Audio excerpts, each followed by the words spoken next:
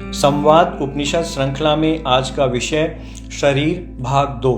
क्या केवल देखने मात्र से सृष्टि चल सकती है? नहीं, इसके लिए जीवन में रस चाहिए। रस 6 होते हैं, सब रसों का अधिष्ठाता है जल। सृष्टि क्रम में स्वाधिष्ठान चक्र, नाभि के नीचे जल तत्व का स्थान है।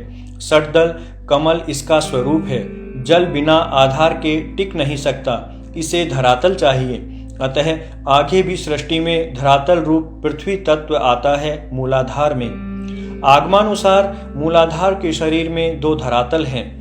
स्पर्श रूप वायु तन्मात्रा संकुचन प्रसारण में मुख्य मानी जाती है। उसका केंद्र नासिका है, जिसमें ईड़ा पिंगला सुषुम्ना कार्यरत है।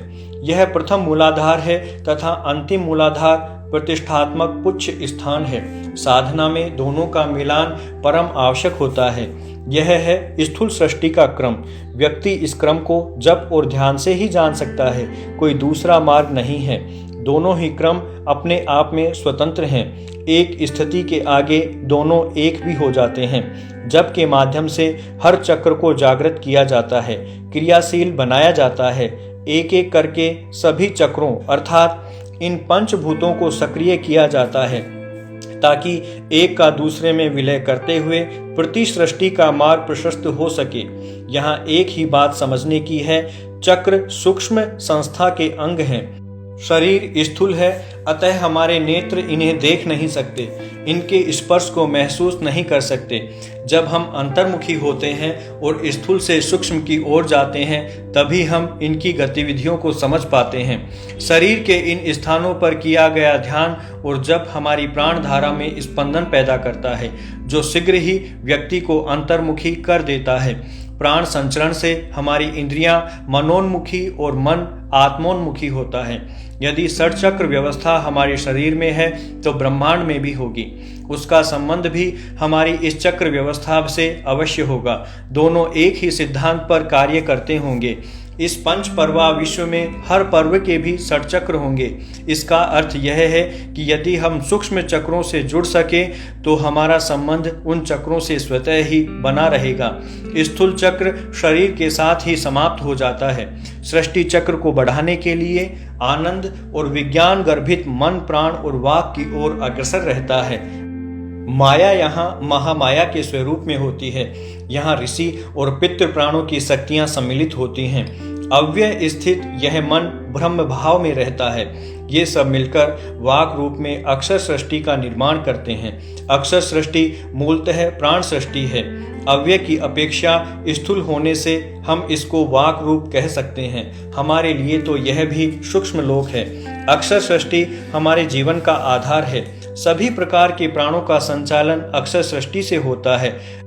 महामाया भी यहाँ प्रकृति सत्य रज तम रूप में जानी जाती है। अक्षर पुरुष की 5 कलाओं में से 3 कलाएं ब्रह्मा विष्णु तथा इंद्र अव्यय की मन प्राण वाक के साथ नित्य रहती हैं। सभी की अपनी अपनी शक्तियां होती हैं।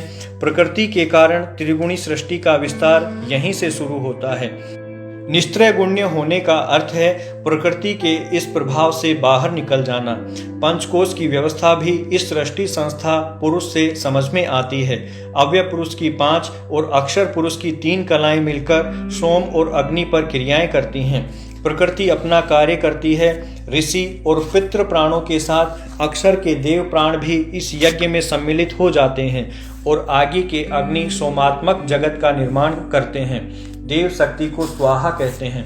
हमारी वर्णमाला अक्षर सृष्टि के अनुरूप ही कार्य करती है।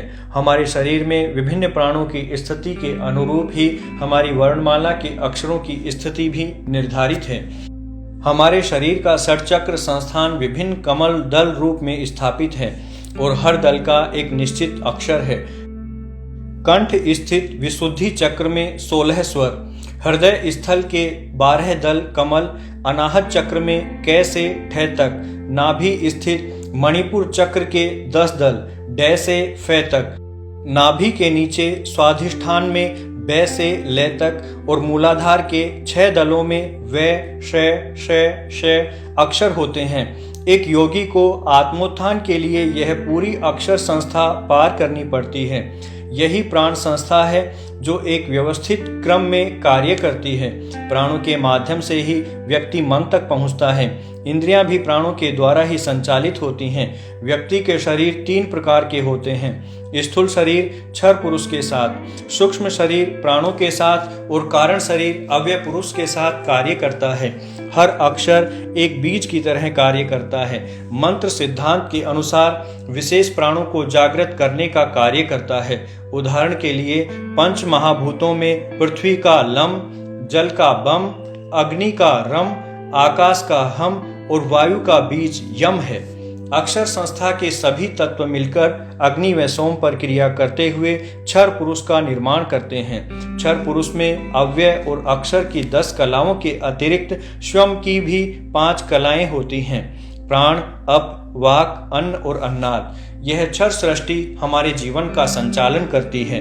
अव्यय अक्षर की 10 कलाएं तथा क्षर की प्राण, अप और वाक मिलकर अन्न और अन्नाद पर क्रियाएं करती हैं। इसमें विभिन्न प्राण शक्तियां व प्रकृति आदि सहभागी होती हैं। पंचपाश युक्त पार्थिव सृष्टि का निर्माण होता है। प्रति सृष्टि अथवा लय की व्यवस्था में सारा क्रम विपरीत भाव में चलता है। जो जिसको पैदा हुआ उसी में लीन होता चला जाता है।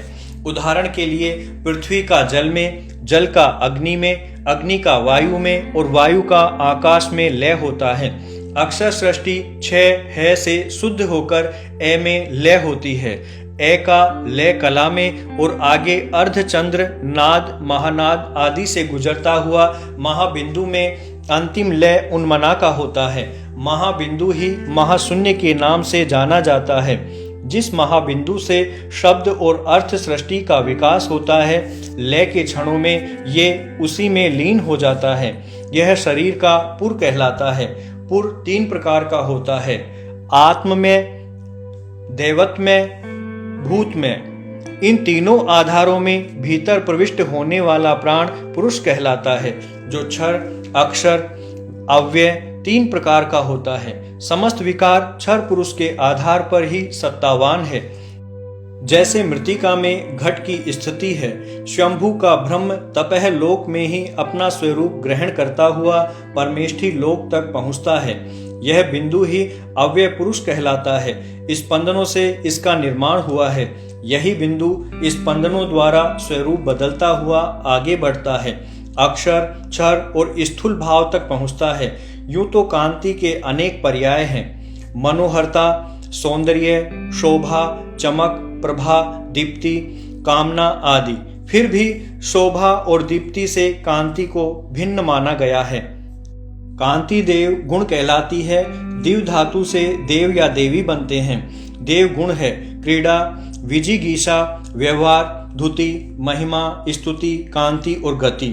ये सारे ही माया के स्वरूप कहे गए हैं। जब मन में श्रद्धा का भाव फूटने लगता है तो कांति भी फूट पड़ती है। व्यक्ति में दिव्य गुण प्रकट होने लगते हैं। ईश्वरीय भाव जागृत हो उठता है। श्रद्धा आत्मा से उठकर बाहर आती है। आत्मा व्यक्ति का कारण शरीर है। इसमें जब श्रद्धा के स्पंदन होने लगते हैं तब सूक्ष्म शरीर के प्राणों का स्वरूप, उनकी हलचल और क्रियाएं सब बदलने लगती हैं। प्रबल सकारात्मक भावों का उदय होने लगता है। तमोगुण सनह सनह सत्व गुण में परिवर्तित होने लगता है। तमोगुण का परिष्कार होने लगता है। सत्व गुण के कारण व्यक्ति का आभा मंडल चमक उठता है, प्रकाश में होने लगता है। ऐसे व्यक्ति के पास बैठने मात्र से मन शांत हो जाता है।